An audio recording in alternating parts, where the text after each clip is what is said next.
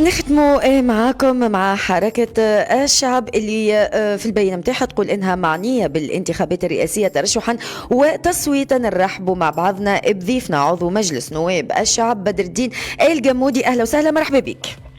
اهلا وسهلا ليلى، تحياتي وتحياتي لأمبيونس FM ولجمهور المستمعين.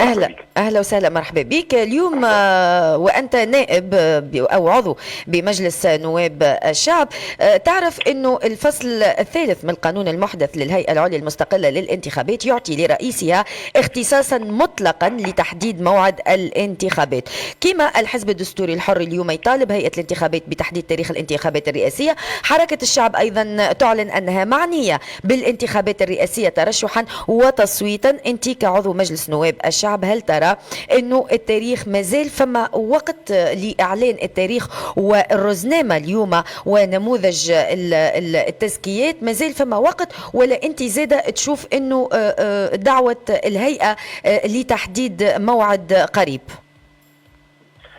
شكرا، بارك الله فيك على إتاحة الفرصة لتناول هذا الموضوع الحساس واللي يهم جميع التونسيين والتونسيات. نحن نعرف اللي عهدة السيد رئيس الجمهورية تنتهي في الخريف القادم، ويفترض الإعلان عن موعد محدد لإجراء الانتخابات، وهذا طبعا حتى يستعد كل من يروم الترشح ليعد العدة لهذه المناسبة.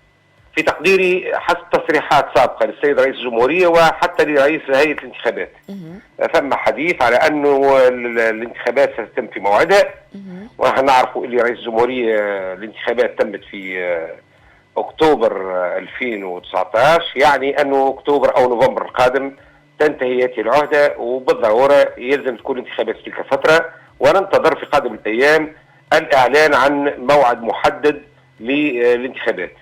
هو في الأنظمة الديمقراطية يفضل أن تكون تحديد الموعد تاريخ سابق للانتخابات ب6 و7 أشهر، ولكن في جرت العادة ونذكر الانتخابات التشريعية الفارطة تم الإعلان عن موعد الانتخابات قبل 3 أشهر، وانطلقوا المترشحين في جمع التزكيات والقيام بجميع الإجراءات مع الهيئة للترشح. يعني العهدة تنتهي في 23 أكتوبر، اليوم احنا 13 ماي. أنت كنائب تشوف أنه الأمور ماشية بطريقة سلسة، وأنه متى أعلنت الهيئة ما زالت الأجال ممكنة باش الناس تحضر رواحها ويصير أمر دعوة الناخبين وغيره؟ الأهم بالنسبة لي هو أن تتم انتخابات، لأنه نعرفوا اللي تجديد العهدة هي آلية من آليات الديمقراطية، والوضع السياسي يستوجب إنجاز هذه الانتخابات في موعدها. يعني كلي فهمت من تعليقك، هل عندك شك أن تتم الانتخابات بدر الدين الجمودي؟ لا أشك إطلاقا، قد تتأخر بضعة أشهر، ولكن الانتخابات ستتم في موعدها أو في موعد قريب من الموعد العادي. والتأخر هذايا إن تم لبضعة أشهر كما قلت أنت، هذايا يعني تشوف أنه يكون عادي، بما أنه كل الاختصاص المطلق الرئيس الهيئة أنه يعطي موعد الانتخابات، حتى كان وخرنا شوية عادي تشوف أنها حاجة عادية؟ لا، إذا ثم موجب لذلك، إذا كان الظرف الموضوعي يستوجب تأخير ببضعة أشهر، مصلحة البلاد فوق كل اعتبار. يعني إنجاز الانتخابات في موعدها أو بعد شهر أو شهرين هذا ما يغيرش حاجة كبيرة ياسر. المهم أن تنجز الانتخابات تأكيدا على الديمقراطية وعلى سيادة القانون واحترام الأجال، وهذا نتوقع أنه باش يصير في موعده أو في موعد قريب من موعده. حركة الشعب في البيان متاحة تقول انه المعنية بالانتخابات الرئاسية ترشحا وتصويتا، وانه جاء في البيان ان الدستور ينص على تنظيم الانتخابات خلال الاشهر الثلاثة الاخيرة من المدة الرئاسية، لكن ما شفناش مطالبة بتحديد تاريخ الانتخابات الرئاسية. هو الأهم أنا في قراءتي لهذا البيان هو أن حركة الشعب معنية بهذه الانتخابات ترشحا وتصويتا. طبعا أنا فاهمي لهذا النص يحيل أولا إلى نقطة مهمة، أن حركة الشعب ستكون مشاركة في هذه الانتخابات، وهذا طبعا في الحياة السياسية، وشفنا الانتخابات الفارطة صار ثم انقسام داخل الساحة السياسية، أطراف شاركت وأطراف رفضت. إذا ثم تأكيد على أن الحركة معنية بهذه الانتخابات. قراءتي لمفهوم الترشح والتصويت لا يعني بالضرورة أن حركة الشعب ستكون معنية بالترشح، يعني أحد أبنائها باش يكون مترشح، وإنما ستدعم أحد المرشحين لهذه الانتخابات وستدعو إلى التصويت. وهذا كذلك في مشاركة في الحياة السياسية. يهمنا ياسر نسبة التصويت تكون مرتفعة، ويهمنا أن الحياة السياسية يكون فيها نوع من التنافس، وحياة سياسية ديمقراطية فيها تنوع وفيها برامج وبدائل، وهذا سينعكس إيجابا على الوضع العام في البلاد. واضح. بدر الدين الجمودي، اليوم على صفحتك الرسمية على الفيسبوك نشوفوك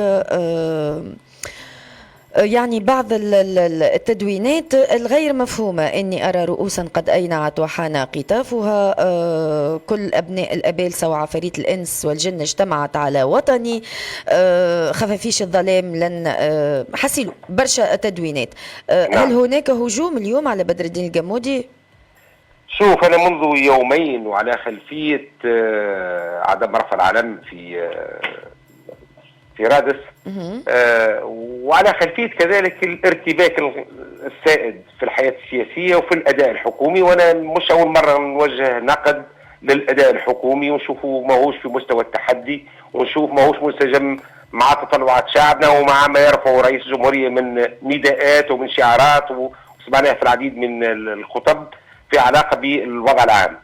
أنا كأي مواطن تونسي وأنا نائب شعب متقلق على هذا الوضع، وأريد أن يتغير هذا الوضع نحو الإيجاب. يومها أنا دونت 3 تدوينات. للأسف الذين يصطادون في الماء العكر اقتطفوا تدوينة وعزلوها عن سياقها، وهي قولة الحجاج: إني أرى رؤوسا قد أينعت وحان قطافها. والحال أن التدوينة هذه مع 2 تدوينات يفسروها. التدوينة الثانية: السيد رئيس الجمهورية، الوضع لا يبشر بخير، نحتاج إلى قرارات جريئة وخيارات تعيد للدولة هيبتها ولمواطنيها الطمأنينة. أغلب من وليتهم المسؤولية فشلوا فشلا ذريعا. يعني فيه إشارة إلى من تولوا المسؤولية راهم فاشلين يجب تغييرها. التدوينة الثالثة: إعفاء بعض مسؤولي وزارة الشباب والرياضة لا يكفي، ننتظر إعفاءات من الوزن الثقيل يضع حدا لهواة التسيير الحكومي، وجددوا القول بأن أغلب من يتولون شؤون الحكم تنقصهم الكفاءة. يعني هذا هو السياق بتاع التدوينة. أنا مانيش أدعو إلى قطع الرؤوس، وإنما أدعو إلى وضع حد لمظاهر الفشل في بلادنا. أدعو إلى تنفيذ ما يرفعه رئيس الجمهورية من شعارات، تجسيده في أرض الواقع. حبينا ولا كرهنا اليوم الأداء الحكومي مرتبك ولا يفي بالحاجة، ماهوش في مستوى التحدي. تونس تحتاج ما أفضل، وتونس تزخر بالكفاءات. الدعوة رئيس الجمهورية إلى إعفاء هؤلاء لا يعني دعوتي أنا إلى قطع الرؤوس. وبعض الأطراف للأسف تصطاد في الماء العكر في علاقة بملف المهاجرين الأفارقة، وموقفي منها صار لغط كبير ياسر، وصوروني على أساس أني يميني متطرف وأدعو إلى استعصار وغيره. في الحقيقة هذا الأمر مردود عليهم، لأن التدوينة موجودة والتدوينات المجاورة لها في نفس اليوم بل في نفس الساعة ما زالت على صفحتي. هذه دعوة إلى مراجعة الوضع الداخلي في علاقة بضرورة إعفاء العديد من المسؤولين اللي بررت الأيام أنهم فاشلين وتنقصهم الكفاءة، وهذا أكده حتى رئيس الجمهورية في أكثر مناسبة. ولكن نريد أن يجسد ذلك في قرارات جريئة. والوضع اليوم بتاع البلاد في تونس ما عادش يحتمل أن نصبر أكثر على هذا الوضع. يجب أن نعجل بإحداث تغييرات جوهرية في مستوى سياسة الحكومة، في مستوى برنامجها، وفي مستوى من يتولون المسؤوليات، لأنه اليوم التحدي يستوجب مسؤولين في مستوى هذا التحدي.